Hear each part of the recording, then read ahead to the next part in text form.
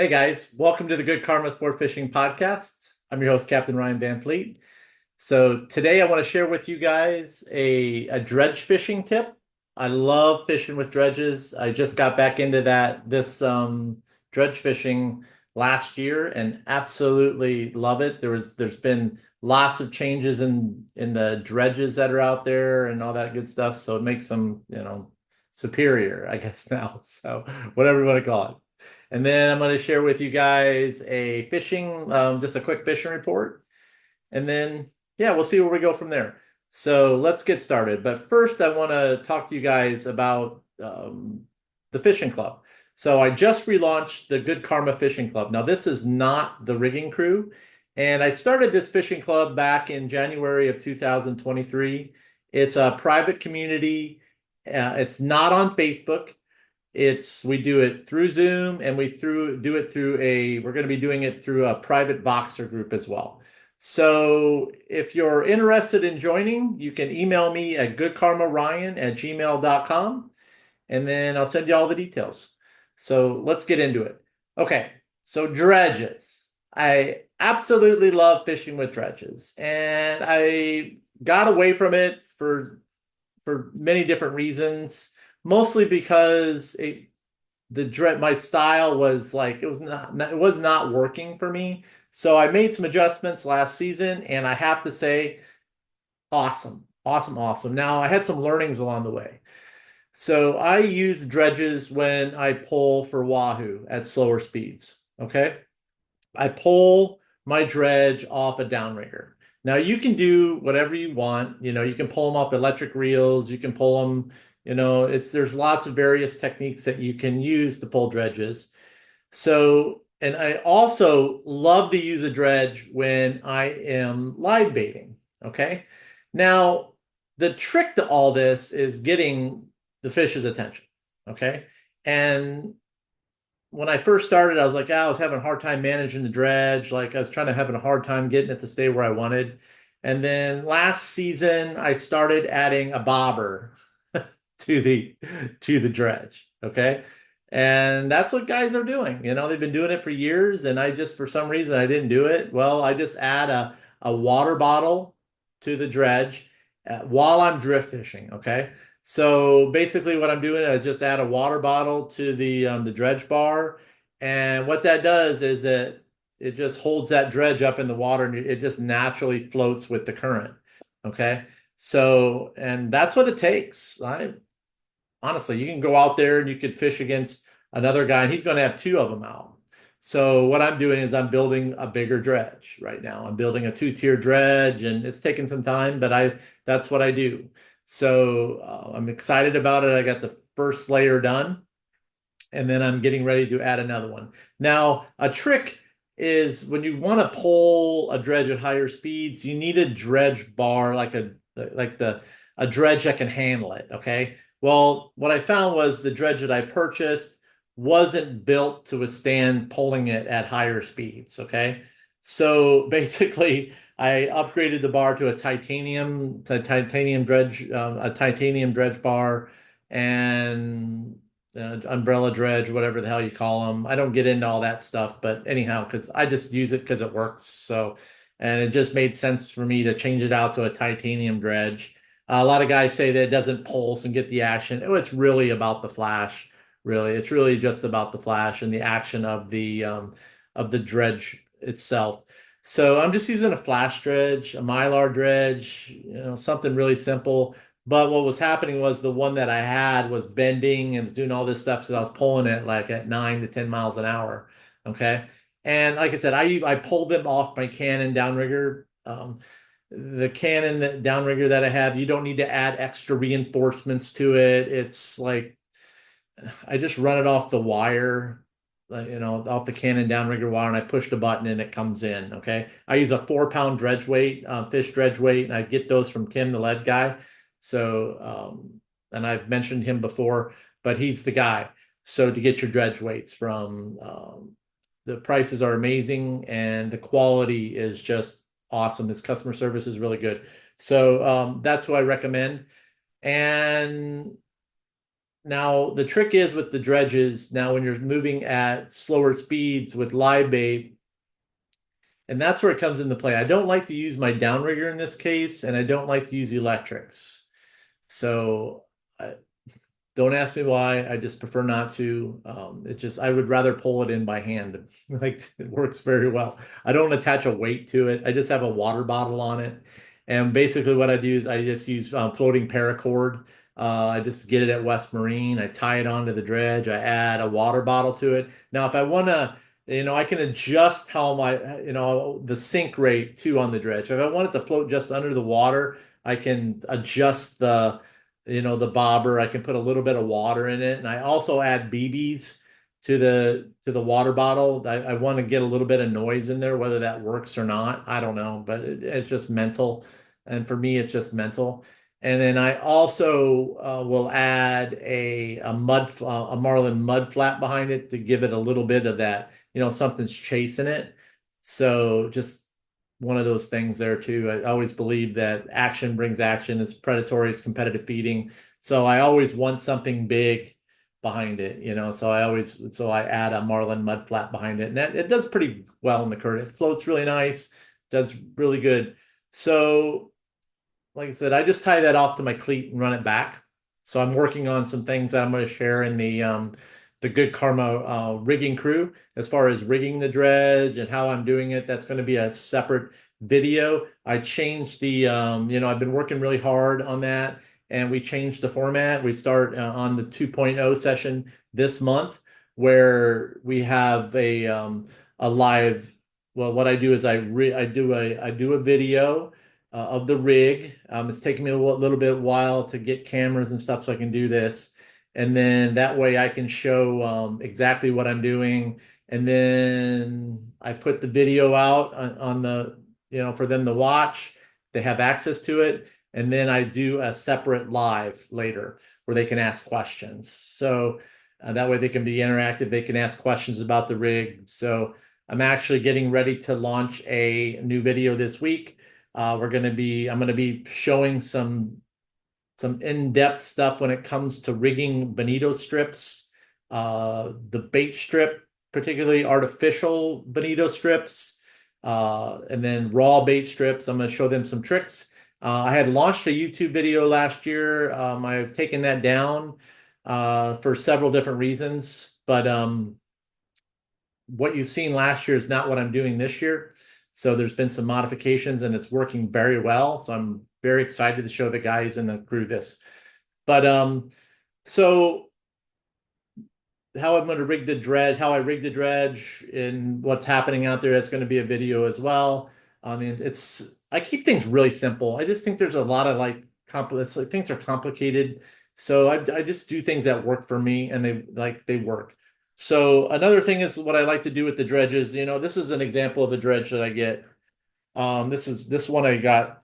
This one's all tore up, and I've been doing some dredge maintenance. And what I do is a couple different things with my dredge. So first, this is what I've done is I've taken just separate lure eyes, and I've added it to the dredge. And I also like to paint these things, not paint them, but I like to color them. I like to put a little bit of pink in there. Okay. And what that does is just cloudy days. I do feel like when it gets colder, that the fish really tend to key in on that kind of stuff, that color. So blues and pinks tend to work very well. So basically, what I do is I just use a Copic marker, and this one is I get these at Michael's. That's a R17, and I just get just enough color in there, just not a lot, but just enough. And when you put that in the water, it looks really good. And also too, I do the lure eyes, and I like the paint on the eyes too.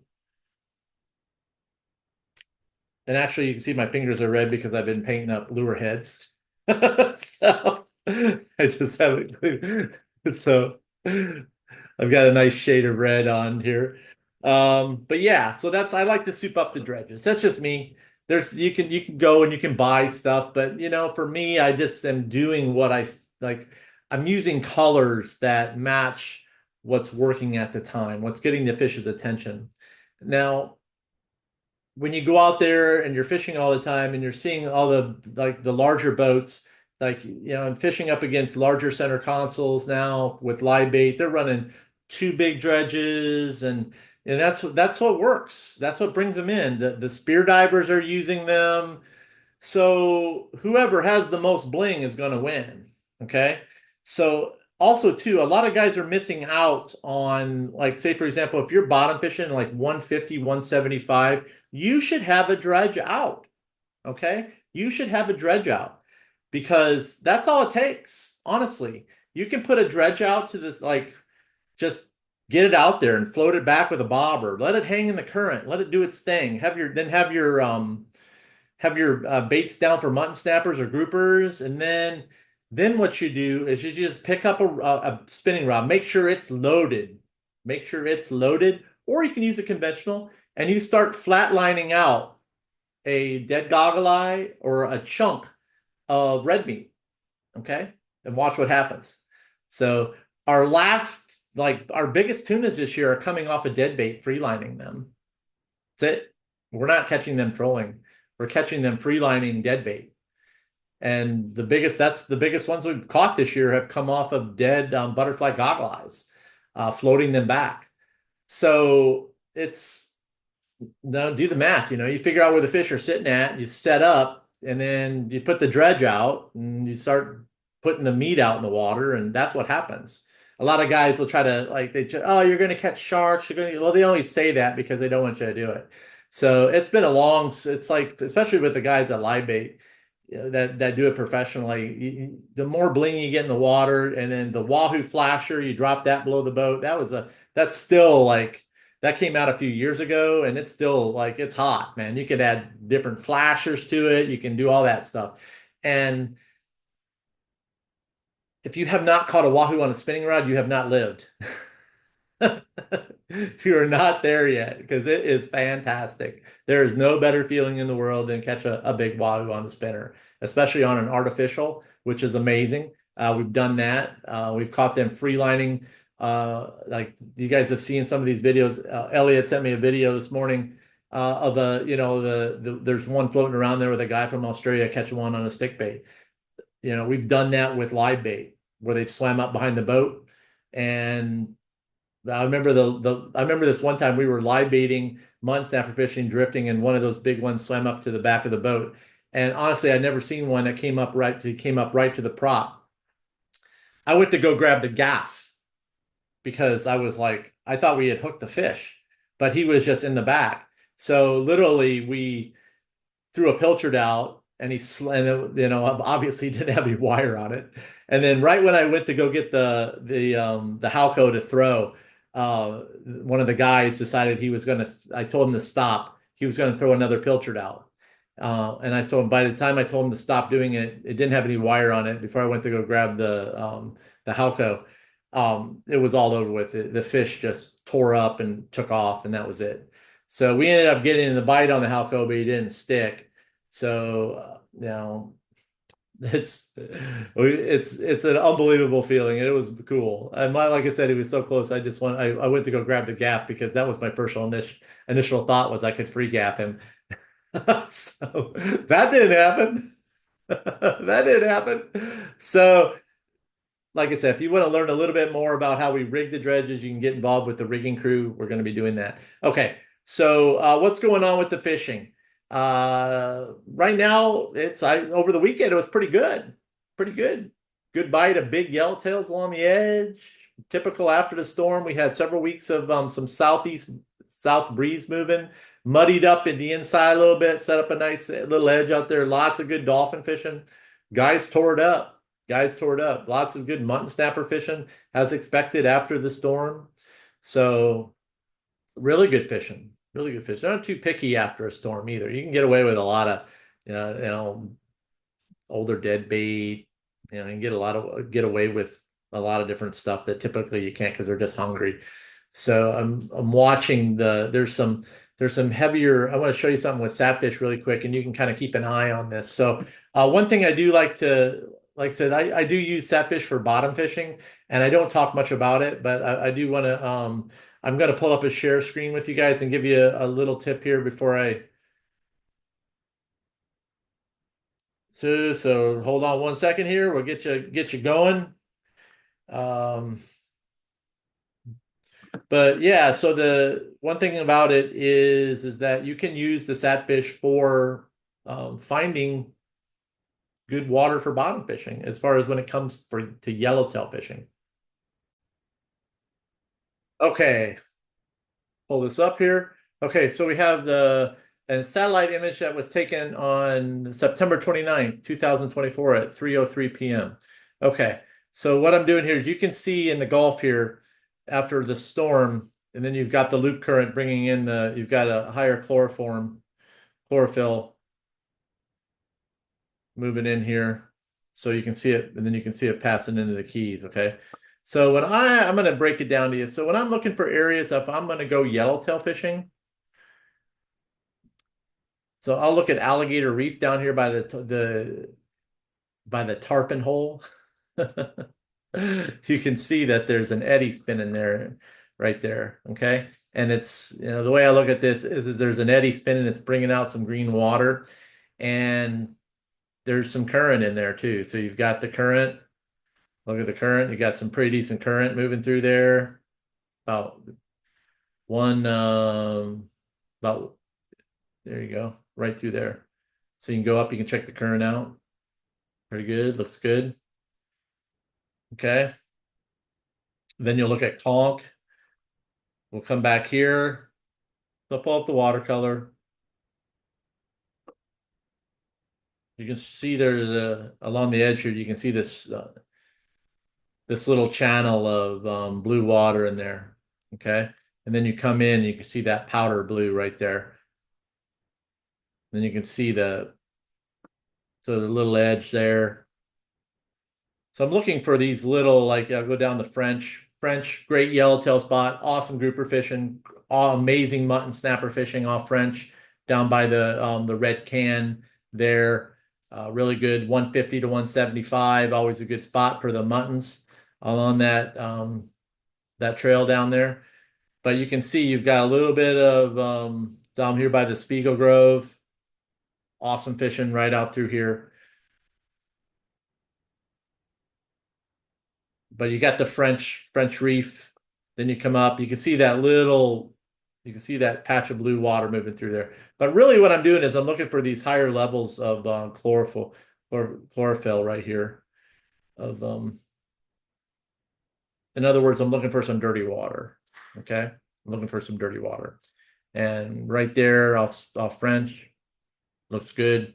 You know, for that, you can see all the eddies moving through.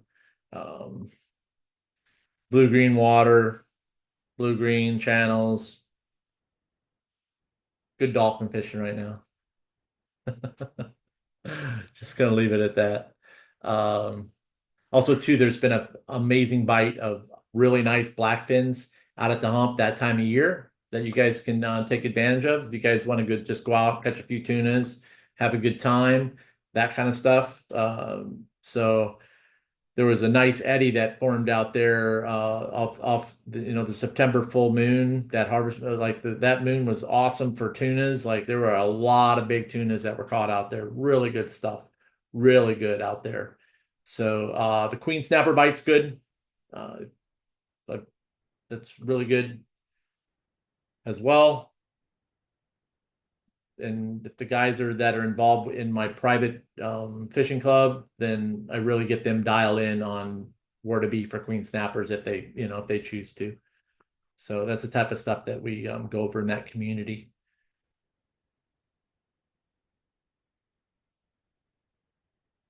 Okay, so really, what to look forward to. Wahoo's going to see some sailfish. When you have a storm in the Gulf like that, it usually takes a couple days to see a migration. Who knows? You can see it happening right there. You can see how the water's moving into the keys and stuff right now. That's really, who knows? So we'll see what happens. Like I said, it was good fishing out there over the weekend, as expected. Really good. You've had all those days of south wind and the bridge fishing's going off right now. Big mangrove snappers on the bridges. So it's really good. And if you're into bridge fishing, now's the time to go down and do the mangrove snapper thing. And there's lots of there. Anytime you have that hard wind that blows in there, it pushes a lot of fish in shallow. They they'll stage up down there by the bridges, the muttons will, the mangrove snappers, all that stuff happens. It's been happening for years. It can be some really good stuff down there. So now we got the patch reef season coming up. Got some news to share about patch reef fishing. Just stay tuned for that. For all you patch reef nuts. So there's a lot of them out there. I love the patch reef fish. Super light tackle, lots of fun. I'm super stoked for the some of the things that I'm going to be offering to the guys this year for patch reef fishing. So yeah, that's all. That's really all I got for today, guys. That's it. It's October. It's time to. I'm just been working on getting stuff ready for the fall, and that's been it. And fishing when I can, and so fishing's good right now. That's all I got to say. Follow me on Instagram, Good Karma Sportfishing _FL_keys. And then you can email me at goodkarmaryan@gmail.com if you want to get on my schedule for doing some fishing with me this fall. Book ahead, especially for the months of November and December, which are two of my busiest months. If you plan on wanting to get a couple shots at some wahoos, some mutton snappers, and last shot at black groupers. So. All good. Thank you guys for tuning in. And remember, anytime you're fishing, it's all good.